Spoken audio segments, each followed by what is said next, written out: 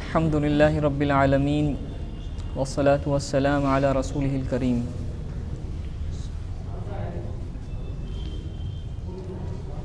الحمد للہ الذی انزل الکتاب ولم یجعل له عوجا. ربنا لا تزغ قلوبنا بعد اذ هدیتنا وهب لنا من لدنک رحمة انک انت الوہاب.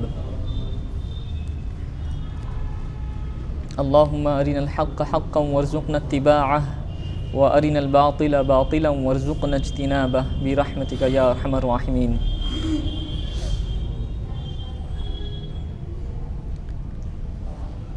پچھلی بار ہم لوگوں نے سورہ بقرہ کی شروعات کی آیتوں کو دیکھا جس میں اللہ تعالیٰ نے ایمان والوں کی صفت، اس کے بعد یہود کے بارے میں اور اس کے بعد پھر منافقین کے بارے میں فرمایا، جس میں ہم نے یہ بھی دیکھا کہ جو منافقین کی قسم ہے، یعنی جو انسانوں میں جو سب سے بدترین لوگ ہیں وہ منافق ہیں. منافق وہ جو اپنے کفر کو، اپنی برائی کو چھپا کر رکھتے ہیں اور اپنے ایمان کو ظاہر کرتے ہیں، حالانکہ وہ اصل میں مومن نہیں ہوتے ہیں. وہ اسلام سے ان کا کوئی لینا دینا نہیں ہوتا ہے، وہ بس مفاد پرست ہوتے ہیں، اسلام سے فائدہ اٹھانا چاہتے ہیں. انہی آیتوں کے آگے انشاءاللہ ان کی ڈیٹیل آ رہی ہیں. اب دیکھیے اللہ تعالیٰ نے یہود کے بارے میں اتنی ڈیٹیل نہیں دی، لیکن ٹھیک اس کے بعد منافقین کا ذکر آیا ہے. اس کے بارے میں اللہ تعالیٰ نے بہت تفصیل سے بیان کیا کہ منافق آخر کون ہوتا ہے، اس کی کیا صفات ہوتی ہیں، وہ کیا کرتا ہے. اسی کو انشاءاللہ ہم آج دیکھیں گے. اعوذ باللہ من الشیطان الرجیم، بسم اللہ الرحمن الرحیم. وَإِذَا قِيلَ لَهُمْ لَا تُفْسِدُوا فِي الْأَرْضِ قَالُوا إِنَّمَا نَحْنُ مُصْلِحُونَ أَلَا إِنَّهُمْ هُمُ الْمُفْسِدُونَ وَلَكِنْ لَا يَشْعُرُونَ.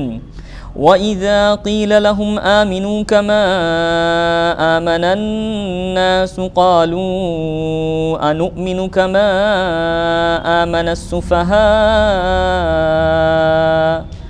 أَلَا إِنَّهُمْ هُمُ السُّفَهَاءُ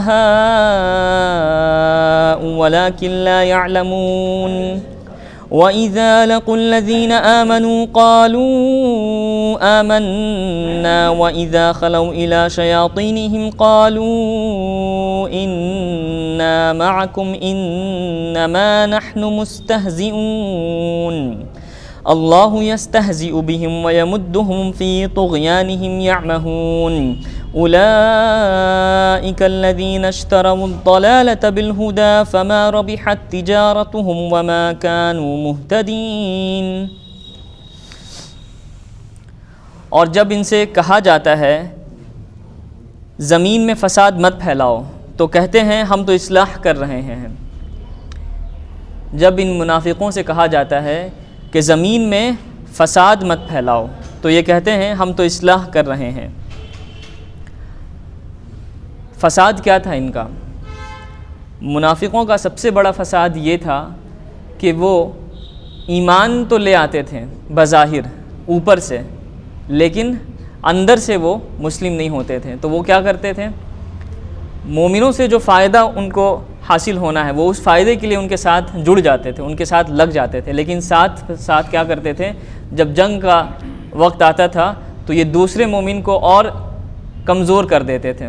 وہ ان کو بولتے تھے کہ تم جو ہے جنگ میں مت جاؤ ورنہ تمہارے ساتھ پریشانی ہو جائے گی، تم جو ہے بہت تمہیں تکلیف پہنچے گی، پھر تمہارے ساتھ نقصان ہوگا، تمہارے بال بچوں کا کیا ہوگا. اس طرح سے وہ ان کو کمزور کیا کرتے تھے، ان کو ڈرایا کرتے تھے. ان کا یہ کام تھا، لیکن مقصد بظاہر کیا تھا کہ بس ہم اسلام سے فائدہ پہنچا لیں. وہ اگر کسی بھی جنگ میں شامل بھی ہوتے ہیں تو ان کا بس ایک مقصد تھا کہ ہم مال غنیمت کو حاصل کر لیں کسی طرح سے. تو اللہ تعالیٰ نے فرمایا کہ یہ جو تم فساد پھیلا رہے ہو، تم کہتے ہو کہ یہ اصلاح ہے. اب اس کے بعد الا کا لفظ ہے، الا انہم هم المفسدون ولکن لا یشعرون. اللہ تعالیٰ نے فرمایا خبردار. ایک طرح سے وارننگ ہے یہاں پہ مومنوں کو کہ خبردار ہو جاؤ، دیکھ لو، سمجھ لو، سن لو کہ یہی لوگ فسادی ہیں مگر سمجھتے نہیں ہیں، یہ منافقین۔ اور جب ان سے کہا جاتا ہے کہ تم بھی ایمان لے آؤ، اب دیکھیے حالانکہ یہ جو ہے ایمان لانے کا تو دعویٰ کر چکے ہیں، انہوں نے بظاہر تو اسلام قبول کر لیا ہے، لیکن پھر یہاں پہ اللہ تعالیٰ فرما رہا ہے کہ اور جب ان سے کہا جاتا ہے کہ تم ایمان لے آؤ، یعنی ایمان ان کے پاس ابھی تک دل میں نہیں اترا ہے۔ جیسے کہ اللہ تعالیٰ دوسرے جگہ دوسری سورہ میں فرمایا کہ جو بدو تھے، اعراب تھے، وہ کہتے ہیں کہ ہم ایمان لے آئیں، تو اللہ تعالیٰ نے کہا کہ تم یہ مت کہو کہ تم ایمان لے آؤ ہو، تم بس یہ کہو کہ ہم اسلام لے آئے ہیں، یعنی ابھی تم نے بس یہ مان لیا ہے کہ ہم اسلام کی ساری چیزوں کو مانتے ہیں، اس پر عمل ابھی تمہارا نہیں ہے، تمہارے دلوں کے اندر اسلام جو ہے وہ داخل نہیں ہوا ہے۔ تو اب اس سے یہ بھی ایک بات سمجھ میں آتی ہے کہ ایمان جو ہے وہ صرف زبان سے قبول کرنے کا نام نہیں ہے، زبان سے بول دینے کا نام نہیں ہے کہ اگر ہم نے بول دیا کہ ہاں ہم اسلام لاتے ہیں یا پھر اسلام قبول کرتے ہیں یا پھر ہم مومن ہیں تو اس سے کوئی ایمان والا ہو جائے گا یا حقیقتاً مومن ہو جائے گا، یہ گارنٹی نہیں ہے، کیونکہ ایسے تو پھر منافقین، آپ صلی اللہ علیہ وسلم نے فرمایا کہ اگر تم منافقوں کی نمازوں کو دیکھو گے تو تم شرما جاؤ گے۔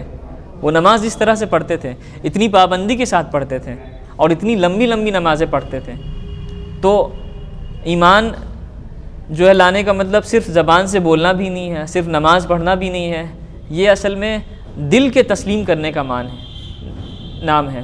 جب تک ہمارا دل گواہی نہیں دے گا، جب تک ہمارا دل تسلیم نہیں کرے گا کہ ہاں ہم واقعی میں اللہ تعالیٰ کے بندے ہیں اور ہم اللہ تعالیٰ کی عبادت کرتے ہیں اور آخرت میں ہمیں اللہ تعالیٰ کے سامنے کھڑے ہونا ہے، تب تک ہم پکے اور سچے ایمان والے نہیں ہو سکتے ہیں۔ صرف ہم بول دیں، جیسے کہ اللہ تعالیٰ نے دوسری جگہ فرمایا کہ یا ایھا الذین آمنوا لم تقولون ما لا تفعلون، سورہ صف میں اللہ تعالیٰ نے فرمایا کہ اے لوگو جو ایمان لائے ہو، تم وہ بات کیوں کرتے ہو جو تم کرتے نہیں ہو، لم تقولون ما لا تفعلون کبر مقتا عند اللہ ان تقولوا ما لا تفعلون، اللہ تعالیٰ کے نزدیک یہ بہت بڑا گناہ ہے کہ تم جس بات کو کہتے ہو اس کو کرتے نہیں ہو۔ تو کرنے میں اور کہنے میں اگر فرق ہے تو یہ پھر نفاق کی ایک علامت ہے، جھوٹ۔ آگے آئے گی انشاءاللہ بات۔ تو اگر ہم دعویٰ کرتے ہیں کہ ہم ایمان والے ہیں، ہم اسلام لائے، ہم اس پر عمل کرتے ہیں، تو ہماری زندگی بھی اس کے حساب سے ہونی چاہیے۔ یہ نہیں کہ ہم بس صرف بول دیں کہ ہم ایمان والے ہیں، لیکن ایمان جس چیز کو چاہتا ہے، ایمان جس چیز کے تقاضے کو چاہتا ہے، ہم اس کو پورا کرتے ہی نہیں ہیں، جو اس کی بیسک چیزیں ہیں، جیسے نماز ہے، روزہ ہے، حج اگر فرض ہے تو وہ حج ہے، اور زکوٰۃ اگر فرض ہے تو وہ زکوٰۃ ہے۔ اب ہم خود دیکھ لیں کہ ہمارے آس پاس، ہمارے سوسائٹی میں، ہماری قوم میں کتنے % لوگ ہیں جو مسجد کو نماز تک آتے ہیں۔ یہ تضاد نہیں ہے تو پھر اور کیا ہے کہ ہم کہتے تو ہیں کہ ہم ایمان والے ہیں، ہم اسلام والے ہیں، ہم اللہ تعالیٰ، پھر اسی طرح سے ہم نے وعدہ بھی کیا اللہ تعالیٰ سے، اللہ تعالیٰ نے ہم سے جب وہاں پہ الستو بربکم، اللہ تعالیٰ نے کہا کہ کیا میں تمہارا رب نہیں ہوں، تو سارے لوگوں نے کہا کہ بے شک آپ ہیں، سارے لوگوں نے کہا قالوا بلا۔ تو ہم لوگوں نے تو اللہ تعالیٰ سے ایک طرف وعدہ کر لیا، اور اللہ تعالیٰ بھی یہی کہتا ہے کہ جب تک ہم اپنا وعدہ پورا نہیں کریں گے تب تک اللہ تعالیٰ بھی ہمارے وعدے کو پورا نہیں کرے گا، اور جب تک ہم اپنی حالت کو نہیں بدلیں گے تب تک اللہ تعالیٰ بھی ہماری حالت نہیں بدلے گا۔ ہمیں پہلے پہل کرنی ہوگی، تب جا کر کے اللہ تعالیٰ اس میں مدد کرے گا۔ اور جب ان سے کہا جاتا ہے کہ تم بھی ایمان لے آؤ جیسے اور لوگ ایمان لائے ہیں، تو جواب دیتے ہیں کیا ہم ایمان لائیں جیسے کہ بیوقوف لوگ ایمان لائے ہیں؟ خبردار یہی بیوقوف لوگ ہیں مگر نہیں جانتے ہیں۔ یعنی جب ان سے کہا جاتا تھا کہ اس طرح سے ایمان لاؤ جس طرح سے صحابہ، یہاں پہ الناس سے مراد ہے صحابہ، کما آمن الناس، جس طرح سے لوگ ایمان لائے ہیں، جس طرح سے سارے انسان ایمان لائے ہیں، تو اس وقت میں سارے جو انسان ایمان والے تھے وہ صحابہ تھے، تو اللہ تعالیٰ نے کہا کہ اس طرح سے ایمان لاؤ۔ تو یہ لوگ کہتے ہیں کہ کیا ہم بیوقوفوں کی طرح ایمان لائیں؟ وہ بیوقوف اسی لیے سمجھتے تھے، صحابہ کو بولتے تھے ان کو تو نہ کسی چیز کی فکر ہی نہیں ہے، ان کو نہ اپنے گھر بار کی بھی فکر نہیں ہے، ان کو اپنے مال کی بھی فکر نہیں ہے، ان کے اپنے بچوں کو بھی فکر نہیں ہے، یہ تو اللہ تعالیٰ کے دین کے لیے، دین کے راستے میں نکل جاتے ہیں، جب حکم آتا ہے تو جہاد کے لیے نکل جاتے ہیں، جب حکم آتا ہے تو کسی چیز کی تعمیر کے لیے نکل جاتے ہیں۔ جیسے مکہ میں ان کو ستایا گیا، مکہ میں کوئی جو ایمان لانے والا کوئی بیٹا ہے، ایمان لانے والا کوئی باپ ہے تو کبھی بیٹا ایمان نہیں لا رہا، کبھی باپ ایمان نہیں لا رہا ہے، لیکن وہ ایمان لا رہے ہیں تو سارے لوگ ان کا بائیکاٹ کر رہے ہیں۔ مکہ میں وہ بہت پریشان رہے، اور مکہ میں جب ساری چیزیں اچھی ہو گئیں تو پھر وہ ہجرت کر کے مدینہ چلے گئے۔ تو یہ لوگ کہتے ہیں کہ مکے سے اپنے گھر بار کو یہ چھوڑ کر کے ہجرت کر کے مدینہ آ گئے، کیا ہم اس طرح سے آئیں کہ ساری چیزوں کو اپنا ہم قربان کر دیں، ساری چیزوں کو بس ہم اللہ تعالیٰ کے لیے لگا دیں؟ کیا ہم ایسے بیوقوفوں کی طرح ایمان لائیں؟ یہ کہتے تھے۔ تو اللہ تعالیٰ نے کہا خبردار یہی بیوقوف لوگ ہیں مگر نہیں جانتے۔ بیوقوف کیسے ہوئے یہ؟ کیونکہ صحابہ کو تو اس کا فائدہ ملے گا، پچھلی بار بھی یہ بات آئی تھی کہ وہ جب ایمان لائیں صحابہ اور دل سے تسلیم کیا اپنے رب کو، تو آخرت میں تو ان کا بدلہ ملے گا، لیکن ان منافقوں کو کوئی بدلہ نہیں ملے گا۔ اور جب مومنوں سے ملتے ہیں تو کہتے ہیں ہم بھی ایمان والے ہیں، اور جب اپنے بڑوں کے پاس جاتے ہیں تو کہتے ہیں کہ ہم تو تمہارے ساتھ ہیں، ہم تو ان سے صرف مذاق کر رہے تھے۔ یعنی یہ جب ایمان والوں کے پاس آتے ہیں تو زبان سے بولتے ہیں کہ ہاں ہم تو ایمان لائے ہیں، ہم تمہارے ساتھ ہیں، لیکن جب اپنے بڑوں کے پاس جاتے ہیں، اپنے لوگوں کے پاس جاتے ہیں، تو یہ کہتے ہیں کہ ہم تو بس ان سے مذاق کر رہے ہیں، ہم تو بس زبان سے بول رہے ہیں، ہم اصل میں ہمارا جو ایمان ہے وہ اندر میں نہیں ہے، ہم تو بس ان کے ساتھ ان سے فائدہ اٹھانے کے لیے ان کے ساتھ قریب ہوئے ہیں۔ تو نفاق کی علامت یہ بھی ہے کہ اگر ہم صرف ایمان سے، اسلام سے، دین سے کسی چیز کا فائدہ اٹھانے کے لیے ہم قریب ہوتے ہیں تو یہ نفاق کی بہت بڑی علامت ہے۔ اگر ہم یہ چاہتے ہیں کہ ہماری شہرت ہو جائے کسی چیز میں، یا پھر ہمارا نام ہو جائے، یا پھر ہم نمازی کہلائیں، یا پھر ہم حاجی کہلائیں، یا پھر ہم بہت صدقہ دینے والے کہلائیں، اس لیے ہم کوئی چیز کریں، کوئی تعمیر کریں یا پھر کوئی صدقہ دیں، تب تو پھر یہ اللہ تعالیٰ اس کو قبول نہیں فرمائے گا۔ جیسا کہ حدیث میں آتا ہے صدقہ دینے کے بارے میں، تو یہ فرمایا گیا کہ ایک ہاتھ کو جب ایک ہاتھ سے صدقہ دیا جائے تو دوسرے ہاتھ کو پتہ نہ چلے، اتنے مخفی طریقے سے صدقہ کرنا چاہیے۔ لیکن آج مسلمانوں کے ہاں بہت بدنصیبی ہے، یا پھر کہہ لیجئے کہ بہت ہی لا علمی ہے کہ وہ اس چیز کو نہیں جانتے اور اعلان کرتے ہیں۔ مسجدوں سے اعلان ہوتا ہے کہ ان صاحب نے اتنا صدقہ دیا، ان صاحب نے اتنا صدقہ دیا۔ آٹو والے آپ دیکھیے اعلان کرتے ہیں، نام لے لے کر کے اعلان کرتے ہیں، حالانکہ خلوص سے، اخلاص سے دیا ہوا 1 روپیہ ریاکاری سے دیے ہوئے 1 کروڑ روپے سے زیادہ بہتر ہے۔ اگر کوئی اخلاص کے ساتھ 1 روپیہ دیتا ہے اور کوئی دکھاوے کے ساتھ 1 لاکھ روپیہ دیتا ہے تو وہ 1 روپیہ اس 1 لاکھ روپے سے زیادہ بہتر اور زیادہ ثواب کے باعث ہے۔ اللہ تعالیٰ بھی ان سے مذاق کرتا ہے اور ان کی سرکشی اور بہکاوے میں اضافہ کر دیتا ہے۔ یعنی یہ جس طرح سے کہہ رہے ہیں کہ ہم تو ایمان والوں کے ساتھ صرف مذاق کر رہے ہیں، ان کے ساتھ تو صرف ہم یوں ہی دل بہلا رہے ہیں، تو اللہ تعالیٰ کہتا ہے کہ اللہ تعالیٰ بھی ان کے ساتھ مذاق کر رہا ہے، اور اللہ تعالیٰ تو ان کی بہکاوے میں اور ان کے ضلالت میں اور ان کی گمراہی میں ان کو اور اضافہ ہی کرتا جا رہا ہے۔ یہ وہی لوگ ہیں جو ہدایت کے بدلے گمراہی خریدتے ہیں، اور ان کو نہ تجارت سے کوئی فائدہ ہوا اور نہ ہدایت والے بن سکے۔ یعنی انہوں نے جو سودا کیا ہے اپنے اس دکھاوے کا، اپنے اس منافقت کا، کہ وہ سوچ رہے کہ ہم دنیاوی فائدہ حاصل کر لیں گے، تو اللہ تعالیٰ کہتے ہیں کہ ان کو کوئی فائدہ نہیں ہوا ہے اور نہ ہی ہدایت والے بن سکے، دونوں طرف سے ان کو نقصان ہی نقصان ہوا۔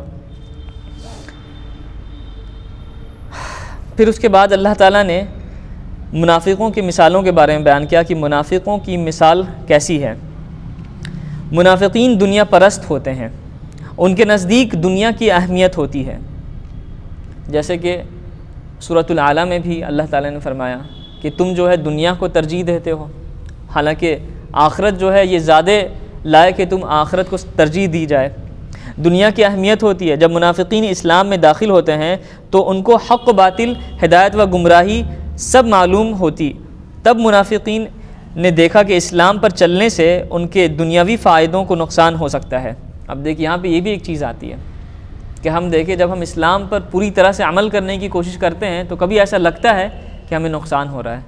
اب کسی کی دکان ہے، کسی کا بزنس ہے، کوئی جاب کرتا ہے، کوئی کہیں کام کرتا ہے ہوٹل میں، اب نماز کا وقت آیا تو اب اس میں ہم دیکھیں گے، یا پھر کوئی کسٹمر آیا ہوا ہے اور نماز کا وقت ہے، تو اب اس وقت ہم تزدد میں پڑ جاتے ہیں کہ اب ہم کیا کریں، اگر ہم نہیں کریں گے اب یہاں پہ تو ہو سکتا ہے میرے لیے 10,000 کا نقصان ہو جائے۔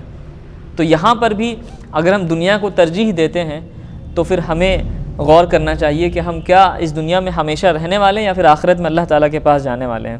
کہ منافقین اصل میں اسی لیے نہیں ایمان لا سکتے تھے یا پھر ایمان لانے سے تھوڑا پیچھے رہ جاتے تھے، کیونکہ دیکھتے تھے کہ اگر ہم ایمان لائیں گے تو ہمارے لیے دنیا کا بہت بڑا نقصان ہو جائے گا. اور کیا نقصان ہوگا کہ ہمارے جو باپ دادا ہیں پہلے سے جو کافر ہیں یا پھر مشرک ہیں، ہم ان کے خاندان سے الگ ہو جائیں گے، ان سے ٹوٹ جائیں گے، تو وہ بھی ایک نقصان ہوگا. اسی لیے وہ ایمان لانے سے رک جاتے تھے. اور دنیاوی ترقی متاثر ہو سکتی ہے، یعنی کہ وہ دنیا میں آگے بھی نہیں بڑھ پائیں گے. تب انہوں نے جانتے بوجھتے ہدایت کو چھوڑ کر گمراہی کو اختیار کیا. اب دیکھیے، جانتے بوجھتے چھوڑ کر ہدایت کو انہوں نے چھوڑ دیا اور گمراہی کو اختیار کیا، اور اسلام کے مقابلے میں کفر کو ترجیح دی. اللہ تعالیٰ کا قانون کیا ہے؟ اللہ تعالیٰ کا قانون یہ ہے کہ جب لوگ حق کو جانتے بوجھتے ٹھکرا دیتے ہیں تو پھر اللہ ہدایت کی روشنی چھین لیتا ہے.